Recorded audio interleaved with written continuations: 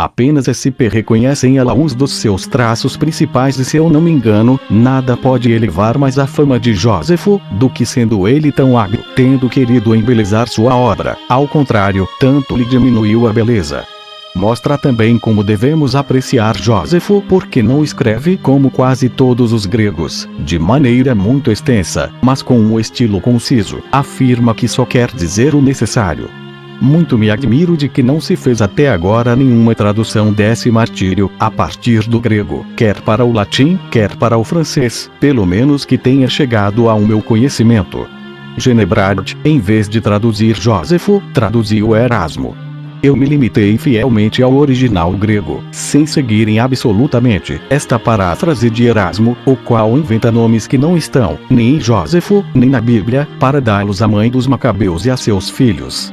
Parece que Jósefo só relata esse célebre martírio, autorizado pela Escritura Sagrada, para provar a verdade das palavras que escreveu no princípio, cujo fim é mostrar que a razão é a senhora das paixões. Ele atribui um poder sobre elas, de que haveria motivo de se admirar, se fosse estranho que um judeu ignorasse que esse poder só pertence à graça de Jesus Cristo. Ele contenta-se em dizer que só entende falar da razão acompanhada de justiça e de piedade. Assim, todas as obras de Jósefo estão compreendidas nestes 2 volumes, que eu determinei traduzir. Filon, embora judeu como ele, também escreveu em grego sobre uma parte do mesmo argumento, mas que ele trata como filósofo e não como historiador. Entre seus escritos, que são tão apreciados, nenhum é mais do que aquele que descreve sua embaixada ao imperador Caio Calígula, de que Jósefo fala com elogio no capítulo 10 do livro 18 de sua História dos Judeus. Julguei que esse trabalho, tendo tanta relação com ele, nos daria muito prazer vermos pela tradução que eu fiz, a maneira diferente de escrever desses 2 grandes personagens. A de Jósefo é sem dúvida muito mais breve e não tem nada do estilo asiático, que muitas vezes me obrigou a dizer em poucas palavras o que Filon diz em muitas linhas.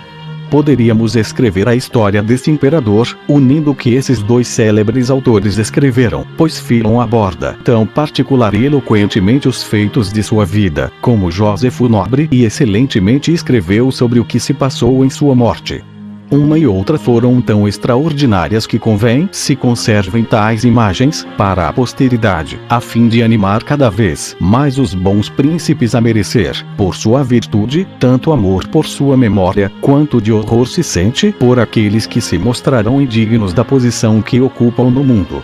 Uma exposição muito longa obriga a grande atenção, porque não se sabe onde descansar. Por isso dividi em capítulos este tratado de Filon, os 2 livros de Jósefo contra Apio e o martírio dos Macabeus, onde não havia nenhum.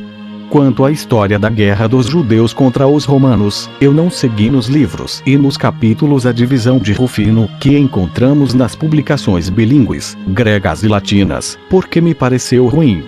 Mas limitei-me, como fez Genebrard, a das publicações gregas, que são sem dúvida muito melhores.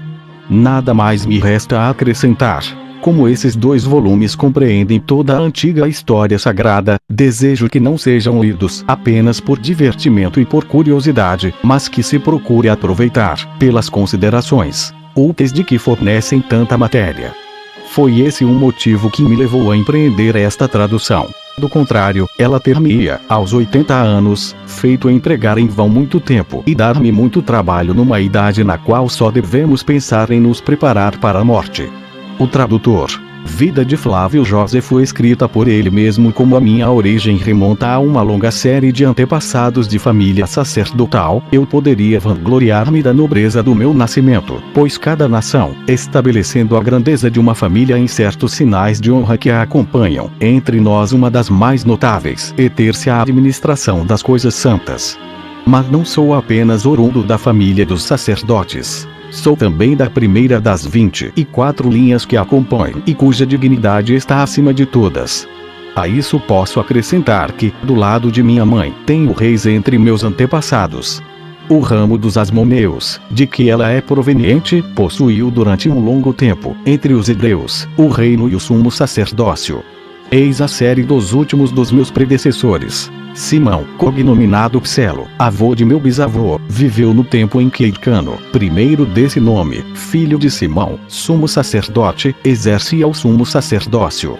Pselo teve 9 filhos, um dos quais de nome Matias, cognominado Áfilias, desposou no primeiro ano do reinado de Hircano, a filha de Jonatas, sumo sacerdote, e teve Matias, cognominado Curo, que no 9º ano do reinado de Alexandre teve um filho de nome José, que no 10º ano do reinado de Arqueal teve um filho de nome Matias, do qual eu tenho meu nascimento, no primeiro ano do reinado do imperador Caio César. Quanto a mim, tenho 3 filhos. O primeiro dos quais, chamado Hircano, nasceu no 5º ano do reinado de Vespasiano. O segundo, chamado Justo, nasceu no 7º. E o terceiro, de nome Agripa, no 9º ano do reinado do mesmo imperador. Eis minha descendência, como está escrita nos registros públicos e que eu julguei dever relatar aqui a fim de desmanchar as calúnias de meus inimigos. Meu pai não foi somente conhecido em toda a cidade de Jerusalém pela nobreza de sua origem. Ele o foi ainda mais, por sua virtude e por seu amor à justiça, que tornaram seu nome célebre. Fui educado desde minha infância no estudo das letras, com um dos meus irmãos de pai e mãe, que tinha como ele o nome de Matias.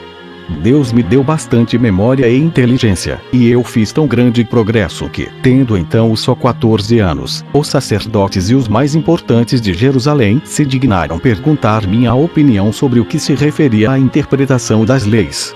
Quando fiz 13 anos, desejei aprender as diversas opiniões dos fariseus, as dos saduceus e as dos essênios, 3 seitas que existem entre nós, a fim de, conhecendo-as, pudesse adotar a que melhor me parecesse.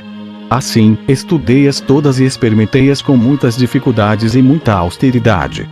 Mas essa experiência ainda não me satisfez. Vim a saber que um certo Bani vivia tão austeramente no deserto que só se vestia da casca das árvores e só se alimentava com o que a mesma terra produz. Para se conservar casto, banhava-se várias vezes por dia e de noite, na água fria. Resolvi imitá-lo.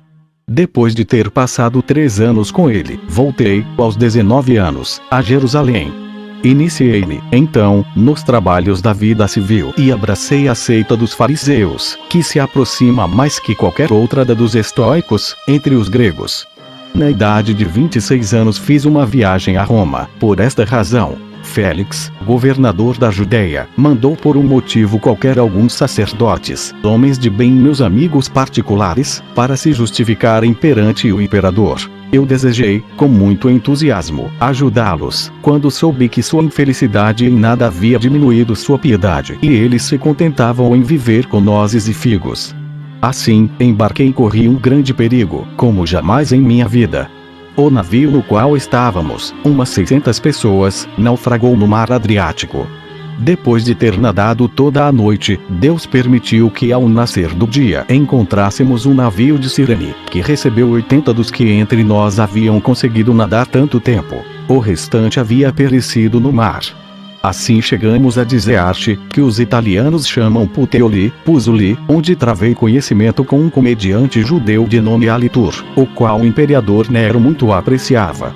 Esse homem levou-me até a imperatriz Popeia, e obtive sem dificuldade a absolvição e a liberdade daqueles sacerdotes por intermédio dessa princesa, que me deu grandes presentes também, com os quais regressei ao meu país.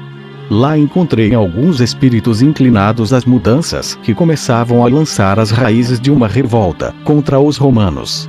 Procurei dissuadir-os sediciosos e lhes fiz ver, entre outras coisas, como tão poderosos inimigos lhes deviam ser temíveis, quer pela sua ciência na guerra, quer pela grande prosperidade, e que eles não deviam expor temerariamente a tão grande perigo suas mulheres, seus filhos e sua pátria. Como eu previa que tal guerra seria muito desastrada, não houve razões de que não me servisse para dissuadi-los desse empreendimento. Mas todos os meus esforços foram inúteis. Foi-me impossível fazer com que evitassem essa loucura. Assim, temendo que os faciosos, que já tinham ocupado a fortaleza Antônia, suspeitassem que eu favorecia o partido dos romanos e me fizessem morrer, retirei-me para o santuário, de onde, depois da morte de Manai e dos principais autores da revolta, saí para me unir aos sacerdotes e aos principais dos fariseus. Encontrei-os muito assustados, por ver que o povo havia tomado as armas, e estava muito indeciso sobre o partido que devia tomar, mas via ser perigoso opor-se à fúria daqueles sediciosos. Fingimos estar de acordo com seus sentimentos e aconselhamo-los a deixar as tropas romanas se afastarem, na esperança que tínhamos de que Cássio viria com grandes forças e acalmaria o tumulto. Ele veio, com efeito, mas depois de ter perdido vários dos seus no combate, foi obrigado a se retirar. Essa vantagem que os revoltosos obtiveram contra ele custou caro à nossa nação, porque, tendo-lhes elevado o ânimo, vangloriavam-se de poder conseguir novas vitórias. Nesse mesmo tempo, os habitantes das cidades da Síria, vizinhas da Judeia, mataram os judeus que lá moravam, embora eles nem sequer tivessem tido pensamento de se revoltar contra os romanos, e por uma crueldade mais que bárbara não pouparam nem mesmo as mulheres e as crianças. Os de Citópolis sobrepujaram aos demais em impiedade. Quando os judeus vieram fazer-lhes guerra, eles obrigaram os seus compatriotas que viviam entre eles, a tomarem as armas contra seus irmãos, o que nossas leis proíbem expressamente, e depois de terem vencido, com o auxílio deles, esqueceram, por uma detestável perfídia, o favor que lhes deviam e a palavra dada, e os mataram a todos, sem poupar a um só. Os judeus que moravam em Damasco não foram tratados com mais humanidade.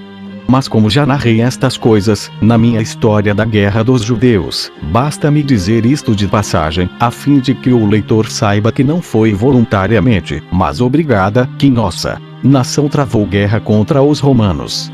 Depois da derrota de Gécio, os maiorais de Jerusalém, que estavam desarmados e viam os sediciosos armados, temeram com razão cair em seu poder, e, sabendo que a Galileia não se tinha ainda revoltado totalmente contra os romanos, mas uma parte dela se conservava fiel ao seu dever, mandaram-me para lá com 2 outros sacerdotes, Joazar e Judas, para persuadir aos amotinados a abandonar as armas e entregá-las aos chefes da nação, com a garantia de lhes conservar, mas que antes de se servirem delas, seria necessário saber-se qual a intenção dos romanos.